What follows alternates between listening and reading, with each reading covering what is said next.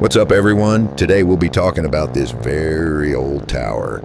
Pretty weird structure, right? Let's go check it out, and along the way, I'll fill you in on the history. I'll even tell you exactly how it ended up haunted, allegedly. Let's do this.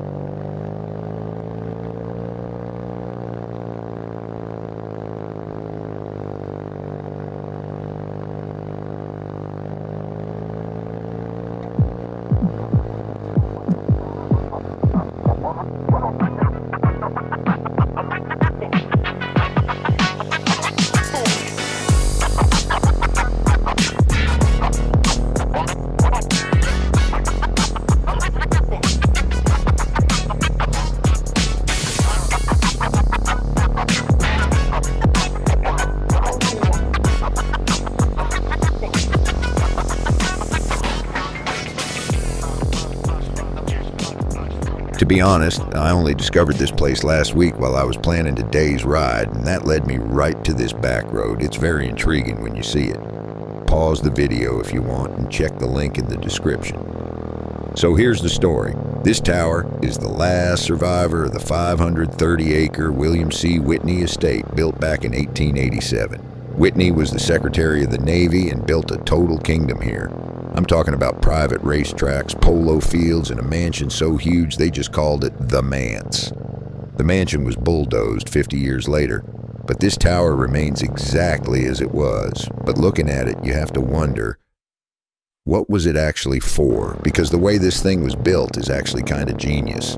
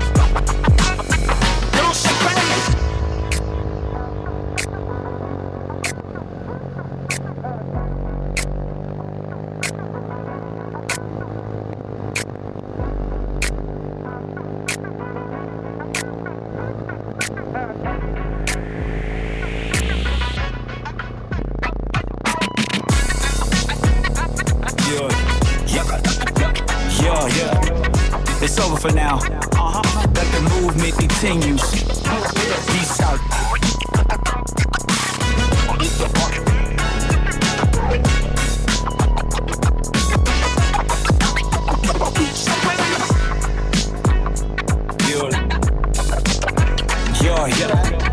It's over for now. Let the movement continues. This tower was once a functional piece of infrastructure, basically a massive water tower and windmill pumping from deep wells to supply the entire estate. It's nearly 200 feet tall, completely dominating the landscape long before modern skyscrapers existed around here. And the location is just ideal when you think about it. This spot is widely cited as the third highest point on Long Island, trailing only Janes Hill and Harbor Hill. So by building a nearly 200-foot tower on top of this natural peak, the engineers guaranteed water pressure without modern electric pumps, but he also secured what must have been the ultimate status symbol, a view that looked down on almost everyone else in the area.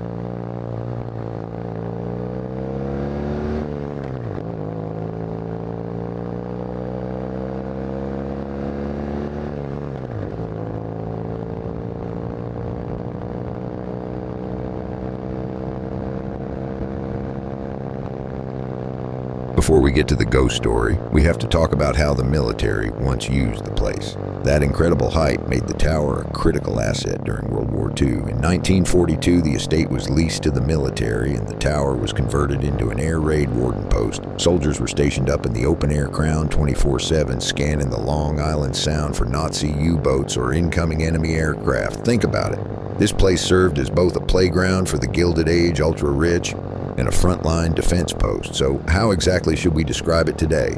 A long-forgotten relic? Is that really it? Anyway, here comes the main event.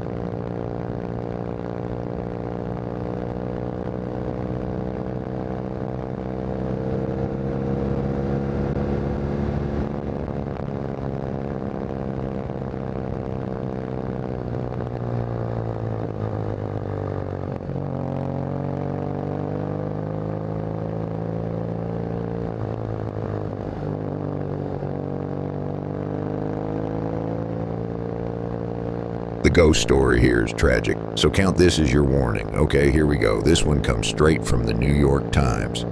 First, you have to know Gertrude Vanderbilt Whitney was a sculptor and the founder of the Whitney Museum in the city. One of my personal favorites, by the way. If you haven't been, definitely add that to your list. Anyway, as the legend goes, during the estate's prime, Gaitan Ardisson, a 74-year-old sculptor employed by Gertrude, was heartbroken from unrequited love. He allegedly jumped from that very tower. The trigger? Gertrude didn't attend the unveiling of a nude statue he had sculpted to show his love.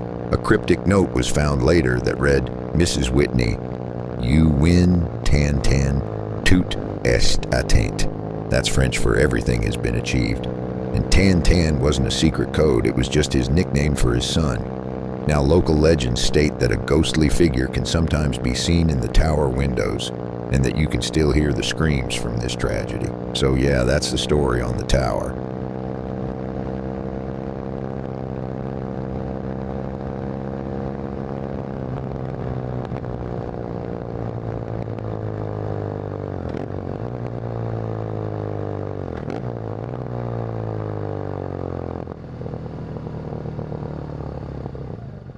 This right here is Sheep Lane. I'm banking on this taking us all the way to the water.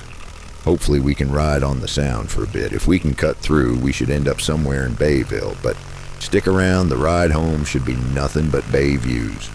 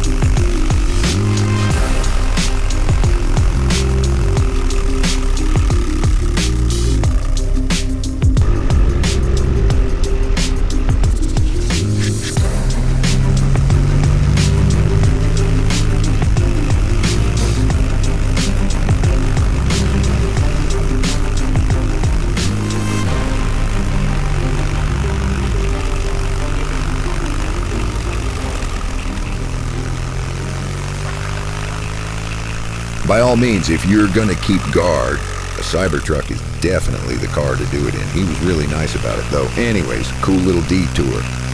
So I just fueled up, and let me tell you, that had to be the most expensive gas station on the island. I'm not even kidding, with scarcity. I guess you can set whatever price you want. It is a really cold one today, but it's all good. I'm nice and warm, actually. I really had to bundle up. I even pulled out the glove liners for this one. I think the temperature's in the low 40s, and it's not looking too good for the rest of the week. Looks like there's a decent chunk of bad weather on the way. Let me ask you this. If I told you you could go anywhere in the States to ride right now, where would you go? Let me know in the comments.